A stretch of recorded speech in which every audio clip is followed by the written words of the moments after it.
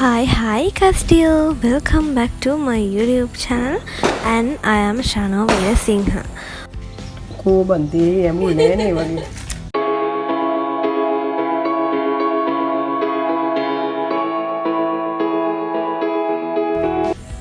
ඉතින් මුලින්ම මම ඔයාලගෙන් සමාව ඉල්ලන්න කැමතියි මොකද මට ළඟදී වීඩියෝ එකක් දාන්නුනේ නැහැ. ඒ මගේ එක්සෑම් නිසා මම ගොඩාක් බිසි වෙලා තමයි හිටියේ. මම අද හදන්න යන්නේ jujubs. මේක අපි හිතුවට වඩා ගොඩක් ලේසි හදන්න. ඉතින් බලන්න ඉන්නකෝ. මේකට ඕනි අමුද්‍රව්‍ය දෙකයි. ඒ තමයි ජෙලටින් සහ සීනි. ඉතින් අපි ජෙලටින් ගත්තේ ග්‍රෑම් 50 පැකට් එකක්. ඒ වගේම සීනි 250ක්. ඔයාලට මේකෙන් කඩේ වගේම දාගන්න පුළුවන්. ඉස්සෙල්ලාම මද රස්නේ වතුරේත් එක්ක මේ ජෙලටින් එක කැට නැති වෙන්න හොඳට දිය කරගන්න ඕනේ. ඊට පස්සේ අපි ගත්තු සීනි ටික සීනි පැණි හදාගන්න යන්නේ. ඉතින් ඒකටත් අපි පාවිච්චි කරන්නේ වතුර මිලිලීටර් 100ක්.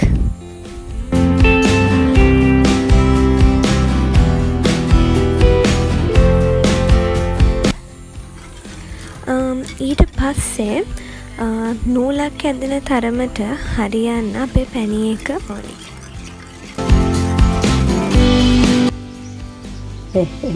අයියෝ කොහොමද කෝබන්තේ යමුනේ නෑනේ වගේ.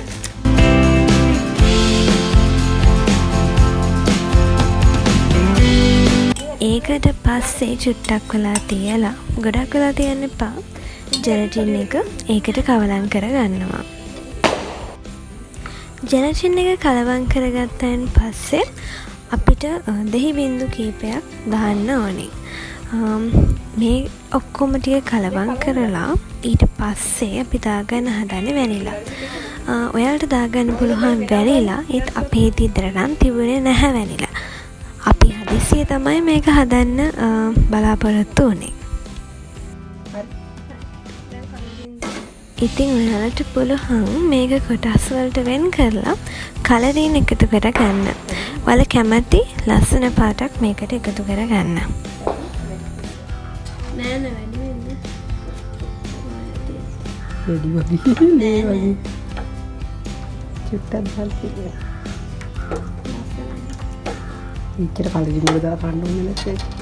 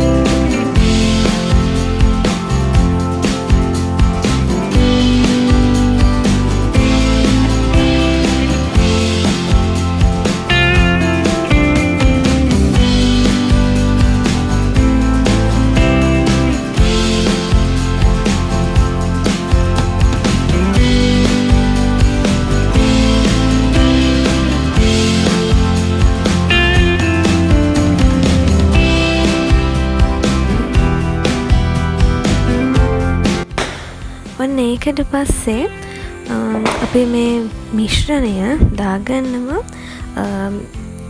මෙන්න මේ භාජන වලට. ඔයාලට මේකට පාවිච්චි කරන්න පුළුවන් ඔයාලා ළඟ තියෙන කැමති එකක්.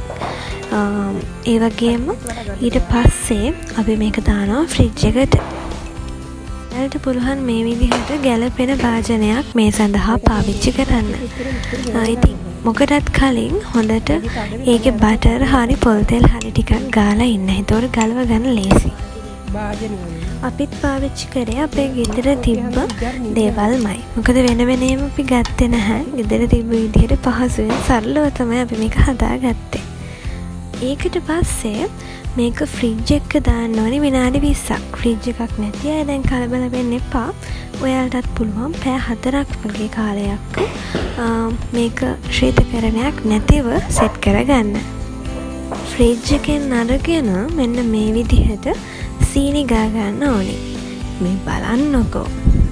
මේ වැඩේ මම තමයි බාරගත්තේ. ඉතින් ලස්සන්ට මේ වෙද්දි ඇවිල්ලා තියෙනවා. ඔයාලත් අනිවාර්යයෙන්ම හදලා බලන්න. මොකද ගොඩක් ලේසි මේක හදන්න. ලොකු වෙලාවක් යන්නෙත් නැහැ. ලොකු මුදලක් වැය වෙන්නෙත් නැහැ.